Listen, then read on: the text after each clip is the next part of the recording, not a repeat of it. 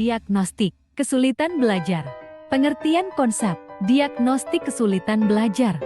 Dalam proses pembelajaran, tugas guru tidak hanya sekedar menyampaikan atau mentransfer ilmu atau bahan pelajaran kepada peserta didik. Guru sebagai pendidik dituntut untuk bertanggung jawab atas perkembangan peserta didik. Kegiatan memahami kesulitan belajar peserta didik ini dikenal dengan konsep diagnostik kesulitan belajar yang lebih umumnya dikenal dengan istilah diagnosis kesulitan belajar. Definisi dari diagnostik kesulitan belajar adalah penentuan jenis masalah atau kelainan yang menjadi penyebab keterlambat ketika siswa mengalami kesulitan belajar yang terus berkelanjutan, maka tujuan pendidikan terancam tidak terpenuhi. Kesulitan yang dihadapi siswa bukan hanya terkait dengan masalah penguasaan materi pelajaran, tetapi juga berkaitan dengan masalah psikologis seperti kurang motivasi, malas, perasaan tidak senang, dan sebagainya. Gejala kesulitan belajar dapat diperlihatkan siswa, baik secara langsung maupun tidak langsung.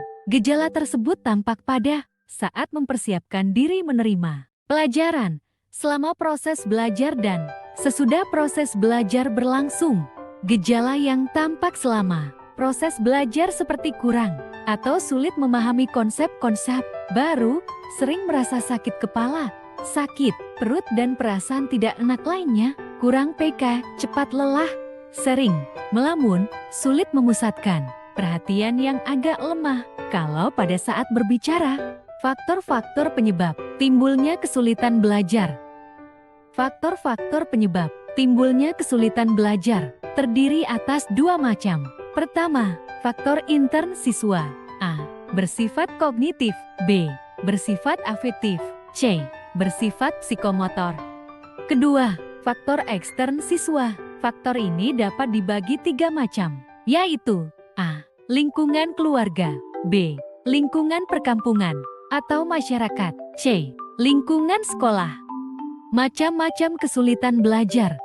Pertama, dispraksia. Dispraksia memengaruhi keterampilan motorik seseorang. Kedua, disleksia. Disleksia memengaruhi bagaimana seseorang memproses bahasa dan dapat membuat membaca dan menulis menjadi sulit.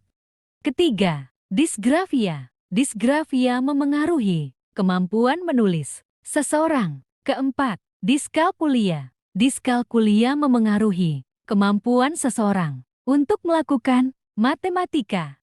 Cara mengatasi kesulitan belajar. Ada beberapa cara untuk mengatasi kesulitan belajar, yaitu pertama, mengulangi kembali pembelajaran. Kedua, membuat tempat belajar lebih kondusif. Ketiga, membuat rangkuman pembelajaran. Keempat, tempat yang nyaman. Kelima, membuat kelompok belajar. Upaya mengatasi kesulitan belajar tidak dapat dipisahkan dari faktor-faktor penyebab kesulitan belajar sebagaimana dari faktor internal dan faktor eksternal.